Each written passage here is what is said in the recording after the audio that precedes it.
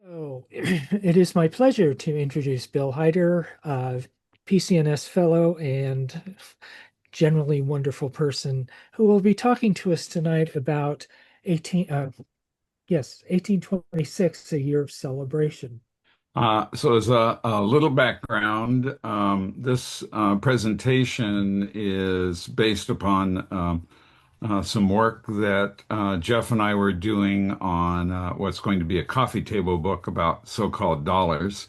And Bob Jessinger and Scott Safe have been an important part of that project. And this particular, the National Jubilee medals that I'll be talking about, both of those gentlemen made significant contributions to what I'm presenting tonight. And Scott will join in or provide comments along the way as he finds appropriate. So if he's been muted, he can unmute himself so he can join in when it happens.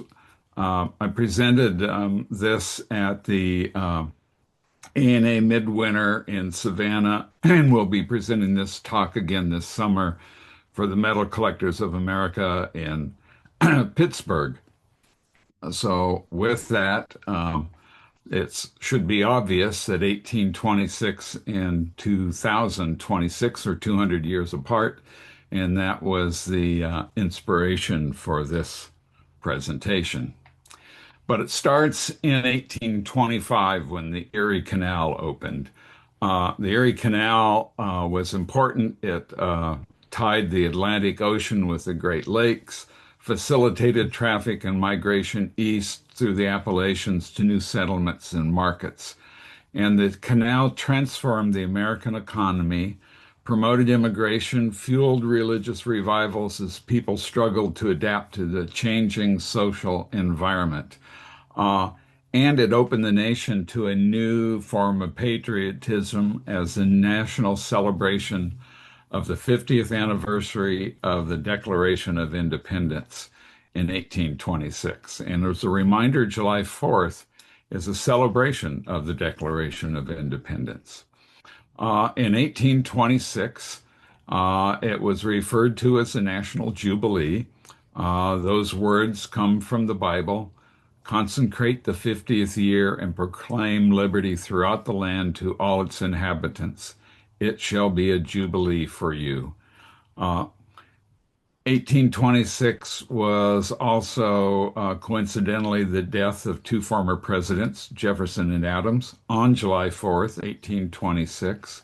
That deeply impacted our country, patriotism in our country, and it ended up changing the way that we celebrated the Declaration, the July 4th and the Declaration of Independence. Parades and public gatherings were common, um, and but they were often separate, and I'll get into that in a few minutes. The Declaration of Independence itself didn't really become popularized in medals until the work of Charles Cushing Wright. Um, I cannot afford Cushing Wright's Declaration of Independence medal. It was done around 1859, but this is an electrotype by Samuel H. Black. It has the full Declaration of Independence, all of the signatures at the bottom, and in the center is an electrotype of Cushing Wright's medal that's inset into the larger plaque. So that's as close as I can get to a legitimate Cushing Wright. But we're going to start with the Erie Canal. The Erie Canal, they had a celebration planned on the opening, but they knew they didn't have enough time to do everything they wanted to do, in particular, a medal. So they had a badge that was printed on satin. This is a copy of the image of the badge, the Alliance of Neptune and Pan. Neptune, as you're facing it, Neptune on the left and Pan on the right. Pan's in a um, canoe paddled by an Indian, and Neptune's in his shell, and they are celebrating the coming together of the ocean and the native forest on uh, Lake Erie. By the next year, 1826, the Erie Canal medal was finally finished.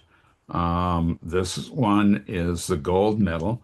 The image is courtesy of Heritage Auctions, and they're somewhat reversed here. On the obverse, Pan is on the left and Neptune is on the right. And the reverse is the seal of New York.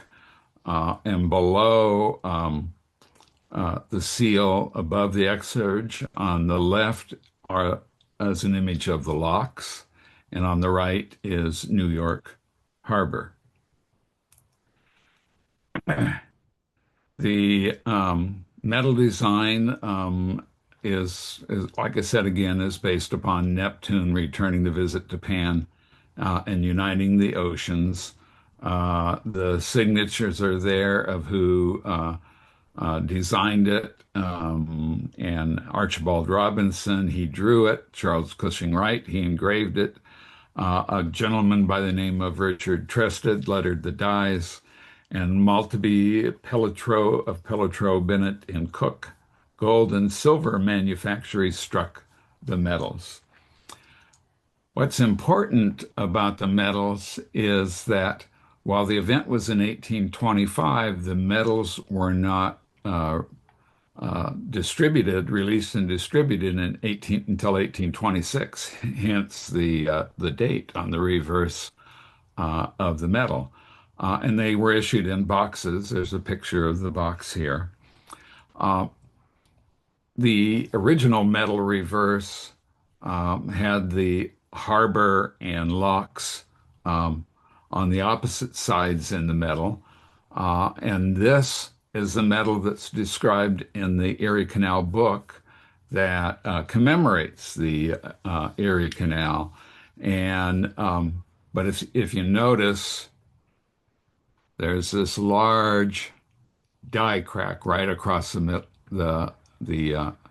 of the medal. And there's only one surviving example. Apparently, the metal broke when they first tried to issue it. The There's a picture of the Erie Canal book. This one was presented to Isaac S. Hone, Esquire. Isaac S. Hone, his brother was mayor of New York at the time of the celebration, and he was invested in maritime insurance companies and so forth.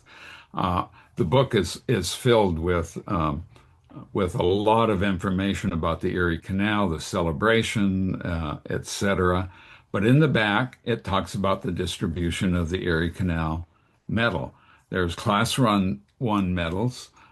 They were distributed to invitees, heads of various organizations, community members, newspapers, colleges, etc. And those individuals received a copy of the book, a box, and the medal in the box. And I put together this for Isaac Hone. I have the Isaac Hone book. The white metal version that I have here would not have been Hone's. It's one that I bought. And the box, I don't have a box yet, but I'm trying to put the whole thing together. Class 2 medals were silver medals, a book and a box. And those were presented to people who managed the celebration, the vice president, governors and lieutenant governors of the states, foreign ministers, officers of the Revolutionary Army of New York, members of the Common Council, and other distinguished persons. And those are certainly much rarer than the white medal pieces. The gold medals are very interesting. They are class 3. This is a page out of the book. saying who the gold medals would be presented to. And that included one medal to the family of George Washington, one medal to each of the surviving signers of the Declaration of Independence. That includes John Adams, Charles Carroll, and Thomas Jefferson, General Lafayette, and there's no name. It says the now living senior officer of the Navy of the Republic, and that was probably Richard Dale, though the name is not in the book. The president and six surviving ex-presidents received gold medals. John Quincy Adams, John Adams, Thomas Jefferson, James Madison, and James Monroe. And I'll just make a note here that John Adams and Thomas Jefferson received one gold medal and a silver medal instead of two gold medals, since they were on this distribution list twice. The family of Robert Fulton and the author of the memoir, the book that was in the last slide. Uh, so by that count, that's 11 gold medals. Hibbler and Kappan reported that 51 gold medals were struck for the crowned heads of the world and eminent persons. We have been unable in our research to verify the 51 number.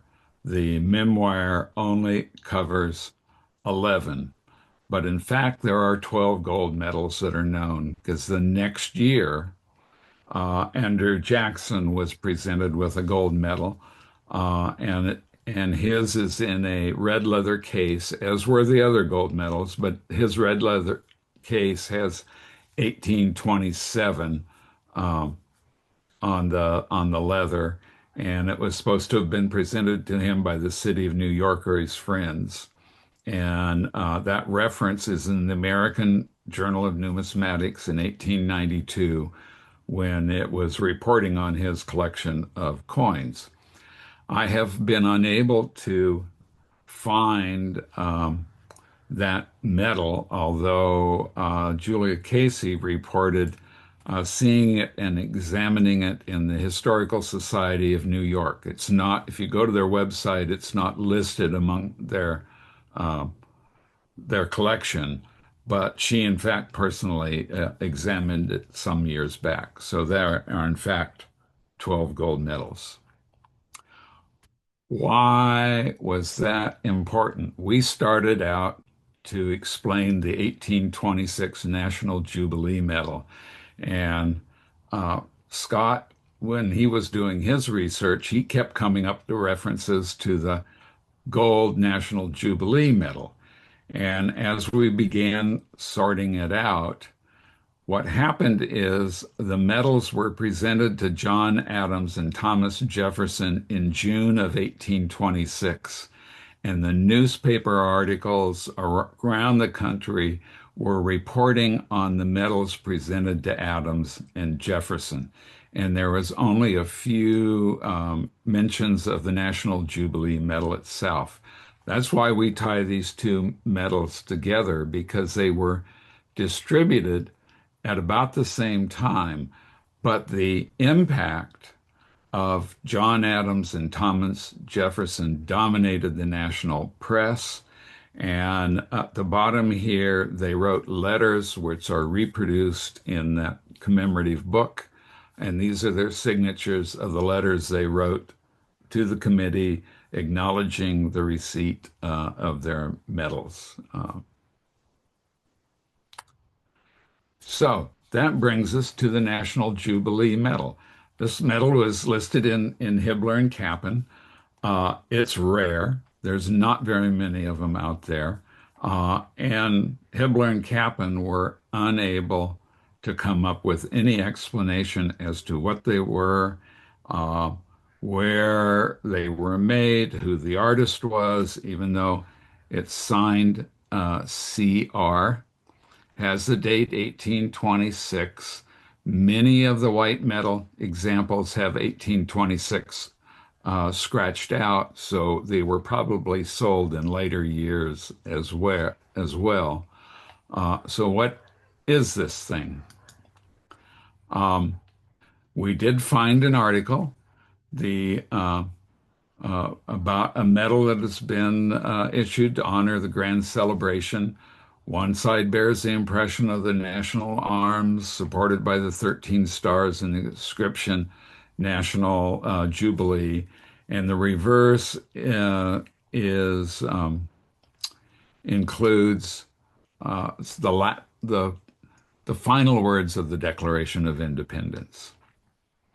So, who signed this medal? CR. Ford had several specimens in his collection, and when it was cataloged, it was proposed that Charles Rawlinson, a copper plate engraver and son of the better known engraver William Rawlinson, is who CR was. There were several generations of Charles Rawlinson's following, but all were engravers of printing plates. We identified the medal as being engraved by New York die sinker Caspar Reinhold. Dick Johnson identified him as being active between 1826 and 1834. So who was Caspar Reinhold, and why did we settle on this name? We discovered he was identified as a die sinker in his immigration papers. He immigrated from Germany in 1825. And in August 1826, this ad was in the New York Evening Post. C. Reinhold, die sinker and engraver on steel. Pell Street, next door to the Bowery, makes dies for metals, cuts, rollers for machinery, cylinders for calico printers, letters on steel for type founders, and steel stamps for marking, et cetera, et cetera. All orders will be thankfully received and diligently executed. No pay will be required if satisfaction is not completely rendered. He solicits a share of public patronage. So, how do we tie Reinhold to the medal? This is an ad that ran in the New York Evening Post, June 26, 1826.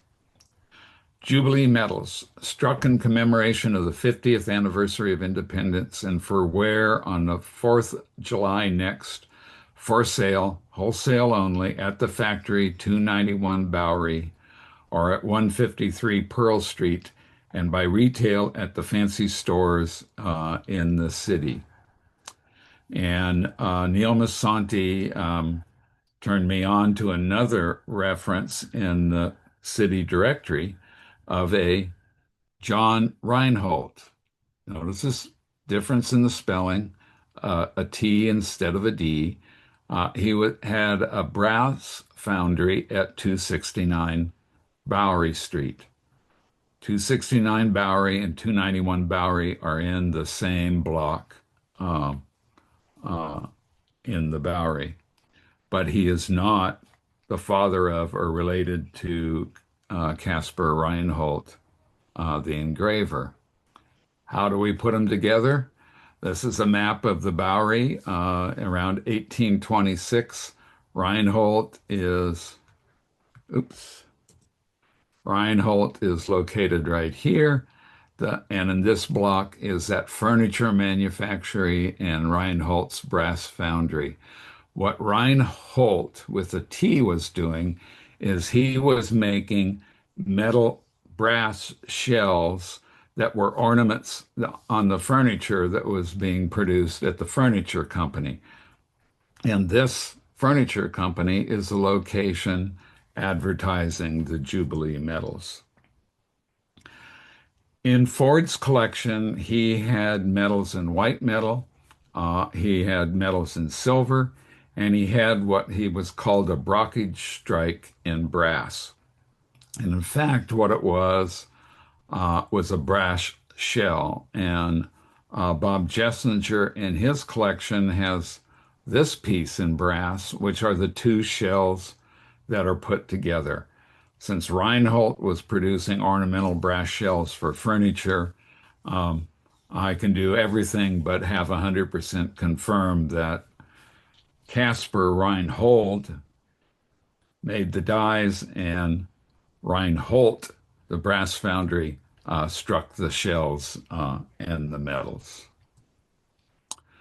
So, what is the symbolism we're looking at on this 1826 medal?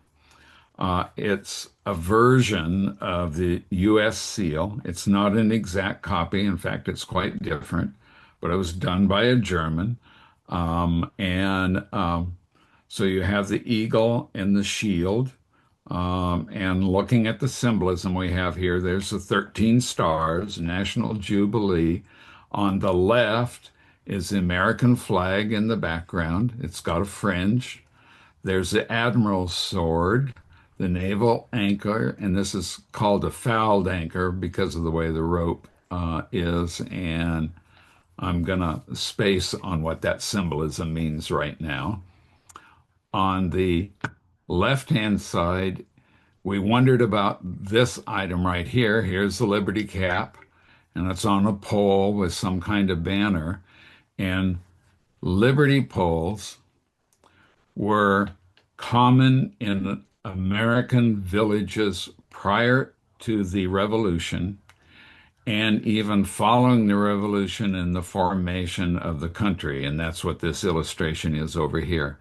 The Liberty Pole citizens put up in their town squares to represent their right to freedom of speech and condemn the government. And so this is a Liberty cap and pole and a free speech banner. Behind it is bayonet, implying there's a musket back there, and a cannon.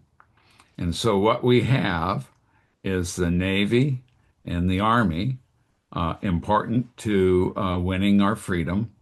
But the other part, in addition to the Navy and the Army, were the farmer soldiers.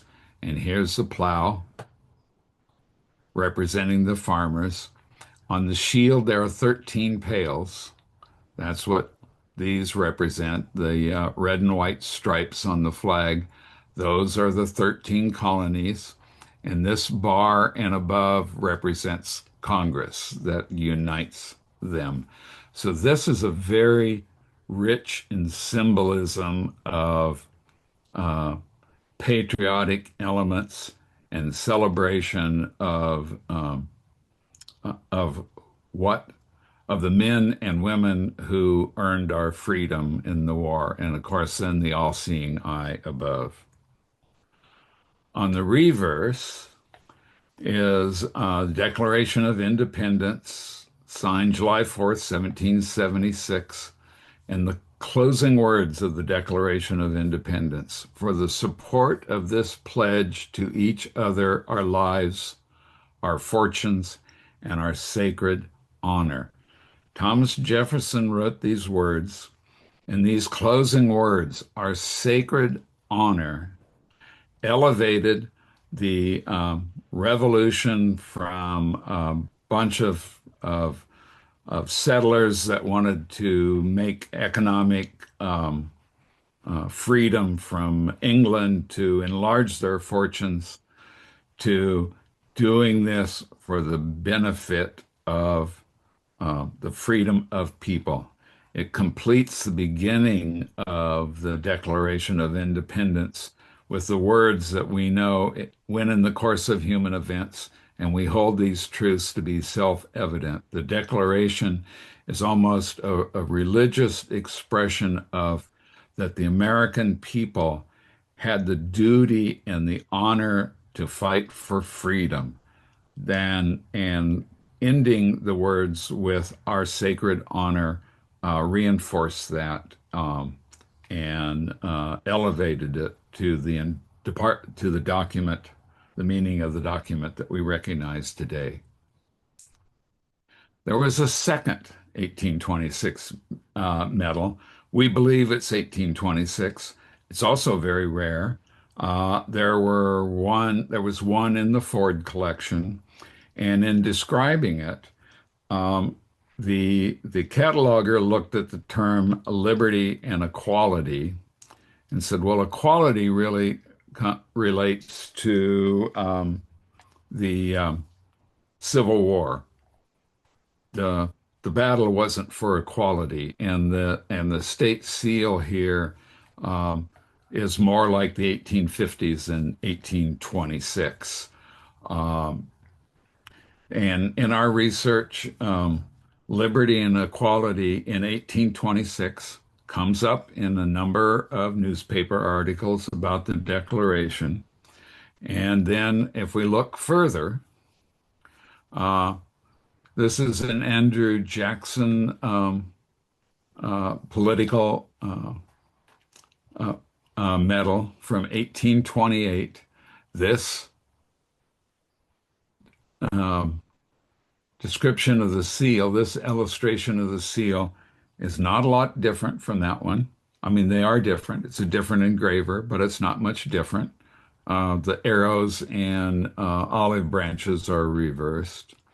Uh, the the the cataloger in the Ford collection also said that the wreath and layout of the reverse um, was indicates a later date. Remember the wreath and the words in the center. This is the reverse of the John Quincy Adams campaign medal from 1828. The obverse of this medal is the same one as the Andrew Jackson medal. So the wreath with the words inside are a style that was around in 1826. It doesn't necessarily indicate a later style. So, what are the significance of 1826? And in part, the significance of the Erie Canal and the National Jubilee Medal is because the Erie Canal overshadowed the 1826 Jubilee Medal. The July 4th in 1826, prior to 1826, was celebrated as separate political events by the Federalists. John Adams was a Federalist, and the Republicans, Thomas Jefferson, loyalists. The Erie Canal medals focused the national attention on the two men as the 4th of July approached. And literally every newspaper in June of 1826 has articles about Thomas Jefferson and John Adams receiving uh, their gold medals. Adams and Jefferson had been fierce political rivals, but after a time, they rekindled a friendship through letters over the years discussing everything from politics to family. So John Adams, as a Federalist, uh, viewed government as a strong central leadership for the country. Thomas Jefferson, as a Republican, fought for states' rights. Um, and their rivalry began when Adams, who was president with Thomas Jefferson as vice president, appointed a whole bunch of people to make a strong central government, just as Thomas Jefferson was ascending to the presidency and wanting to put power in the hands of the states. And he was angry at Adams for undermining what he wanted to do. But what happened on July 4th? Thomas Jefferson and John Adams and the other remaining signer of the Declaration of Independence were supposed to speak in Washington, D.C. on July 4th, 1826, in celebration of the Declaration of Independence. None of the three men were able to attend. Thomas Jefferson was on his deathbed on July 3rd, and all through the night he kept waking up and asking, "Is it the 4th yet?" And when he woke up on July 4th and found out it was July 4th, he died just after noon. John Adams was also on his deathbed. He was on the 4th. He died on the 4th as well. Not knowing Jefferson had passed, his last words were, "At least Thomas Jefferson survives." the country went from being strongly divided on, Federalists and Republicans, and all the many issues of a new country that has been significantly changed by the Erie Canal and not yet understanding what the impact of those changes were. The death of those two men near simultaneously, the nation saw as divine providence and basically said, we are meant to be a united country. So the National Jubilee Medal of 1826 is probably one of the most important early medals that we had, even though its significance has not been uh, recognized until now. And I want to thank Neil Masanti and Vicken. I can't say his last name. He's with Stax Bowers Galleries. Conversations with them about the work that we're doing is very important, and produce some of the leads. And Scott, do you have anything you want to add? Yeah, this is really good, Bill. Just a couple things. It's kind of important to note that in 1826, it was only 10 years earlier that they actually made July 4th a holiday. So it just sort of gotten going around 1816 in that time frame. You mentioned the foul anchor, and one of the key important attributes is the foul anchor represents maritime trends, trials and tribulations. It means that you have issues to deal with, and the rope wrapped around the anchor is the symbolism of that. The opposite of that is a proper anchor, or anchor proper is what it's called, and it represents security and stability. So when you look through many of the symbols that were being evolving from 1776 to 1826, you see this in coins, you see this in uh, armaments, you see it in the seals that were developed for the state seals, for the US seals, and even in military buttons. A lot of this was represented and carried out in these themes. And so a lot of the ornaments that you saw on the HK2 medal are represented in many of these other elements that are out there. But the HK2 was kind of the first time that it was all brought together in sort of one symbolism with a very succinct message that was articulated with that. And that whole period from 1776 to 1826, the U.S. was really trying to figure itself out, figure out the government, how to set it up and structure it. And then with that came all of the other elements about how do you represent this? What symbols do we use to represent the United States? And this was really the first medal that sort of brought everything together, in that 50-year time period to show this is what the U.S. was about. Thank you both. So I will end this with just with a comment that with our annual gathering of the so-called guys, the people that collect so-called dollars, and the collaboration that Bob and Scott have with Jeff and I leads to some interesting awareness and stories about the medals that we collect. We view it as a fellowship, and I think this is one of the strengths of our hobby is our collaborations and our working on telling the stories behind the medals that we collect. And with that, I will open it to questions.